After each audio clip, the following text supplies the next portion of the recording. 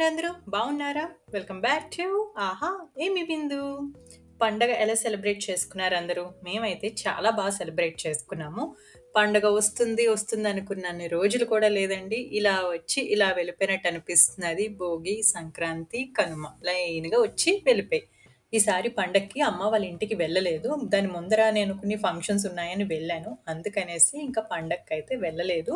హైదరాబాద్‌లోనే మేము సెలబ్రేట్ చేసుకున్నాము. మా కమ్యూనిటీలో కూడా పండగ చాలా చేశారు. భోగి రోజు చక్కగా భోగి మంటకి ఇలాగా అరేంజ్ చేశారు. అందరం వచ్చి మేము భోగి మంట వేసుకున్నాము. అండ్ గంగిరెద్దు ఫస్ట్‌లో చూసారు కదా వీడియోలో. గంగిరెద్దు మేళం వచ్చింది. బియ్యం వేసి, డబ్బులు వేసి చక్కగా ఊర్లో లాగే అనిపించింది మాకు.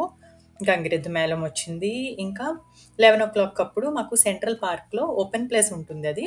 అక్కడ మ్యూజిక్ పెట్టి చక్కగా పిల్లలందరూ గాలిపటాలు ఎగరేసుకోవడానికైతే పెద్ద పండుగ రోజు అరేంజ్ చేశారు.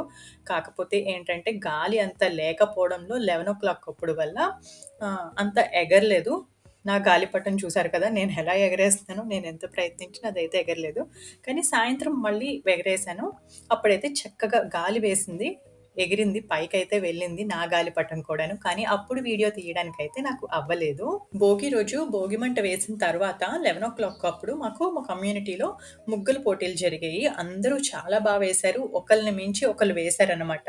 అసలు జడ్జెస్‌కి సెలెక్ట్ చేయడానికి విన్నర్స్‌ని చాలా కష్టమైంది. అంత వేశారు అందరూను. మీరు చూస్తున్నారు కదా! మీకు ఏ ముగ్గు నచ్చిందో చెప్పండి నాకు. అండ్ ఈరోజు నేను ఒక మంచి టేస్టీ రెసిపీ ఒకటి చూపిస్తున్నాను. ఏంటి పండక్కి రెసిపీస్ అయ్యాయి, మళ్ళీ రెసిపీస్‌లోకి వచ్చానా అనుకోకండి. ఇది చాలా బావుంటుంది. మొన్న అమ్మ వాళ్ళ ఇంటికెళ్ళినప్పుడు అమ్మ చేసిందనమాట. ఉల్లికాడలతో బిళ్ళలు వేస్తారు. మీరు ఎప్పుడైనా ఈవినింగ్ స్నాక్స్ చేసుకుందాం అనుకున్నప్పుడు ఇలా చేసుకోండి. ఎంత బావుంటాయో.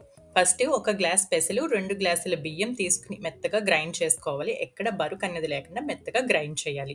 మేము ఈ పిండితో చాలా రకాల వంటకాలు చేసుకుంటూ ఉంటాము. లైక్ ఉప్మా చేసుకుంటాము, చొగోడీలు, గట్టి పకోడీ ఇలా చాలా రకాలు చేస్తూ ఉంటాము. అందుకనేసి ఎక్కువ క్వాంటిటీలో మిల్లుకి తీసుకెళ్ళి ఆడించి పెట్టుకుంటాము. అప్పుడు ఈజీగా ఉంటుంది కదా చేసుకోవటానికి. అందుకనేసి నెక్స్ట్ మనకి ఎంతమందికి చేస్తున్నాం అన్న దాన్ని బట్టి పిండి క్వాంటిటీ తీసుకుని ఒకసారి జల్లించుకోవాలి. నెక్స్ట్ ఇందులో రుచికి తగ్గ ఉప్పు, కారానికి తగ్గ పచ్చిమిర్చి పేస్ట్ వేసుకోవాలి. నేను అసలు ఈ వీడియో షూట్ చేద్దాం అనుకోలేదు. సగంలో ఉన్నప్పుడు అమ్మ అన్నది, నీ యూట్యూబ్ ఫ్రెండ్స్‌కి కూడా ఈ స్నాక్స్ చూపించొచ్చు కదా! వాళ్ళకి కూడా ఎంతగానో నచ్చుతాయి అనేసి. అందుకని సరే అనేసి తీయడం మొదలుపెట్టా. ఈ పిండి గ్రైండింగ్ ఇవన్నీ కూడా ఇదివరకు చొగుడీలు రెసిపీ చేసినప్పుడుదే సేమ్ పిండే మనం ఇప్పుడు దీనికి కూడా యూజ్ చేస్తున్నాము. అందుకని నేనైతే ఆ క్లిప్పింగ్‌నైతే మీకు అర్థం అవ్వడం కోసం పెట్టాననమాట. అది ఇలా సాల్టు, పచ్చిమిర్చి పేస్టు, ఉల్లికాడ ముక్కలు వేసేసి పిండిని గోరువెచ్చటి నీళ్లతోటి మెత్తగా కలుపుకోవాలి. ఇలా పిండిని సాఫ్ట్‌గా కలిపేసుకున్నాక మనకి బిళ్ళలు ఏ సైజులో కావాలన్న దాన్ని బట్టి బాల్స్ కింద చిదుపుకుని ఒక పక్కకు పెట్టుకుని, ఒక ప్లాస్టిక్ కవర్‌కి ఆయిల్ అప్లై చేసి ఈ ఉండని బిళ్ళగా మార్చి బాగా మరిగిన ఆయిల్‌లో వేసి మంట మీడియం టు హై ఫ్లేమ్ మీదే ఉంచి బిళ్ళలు అటు ఇటు తిప్పుతూ కొంచెం ఎర్రగా అయ్యే వరకు వేగనివ్వాలి.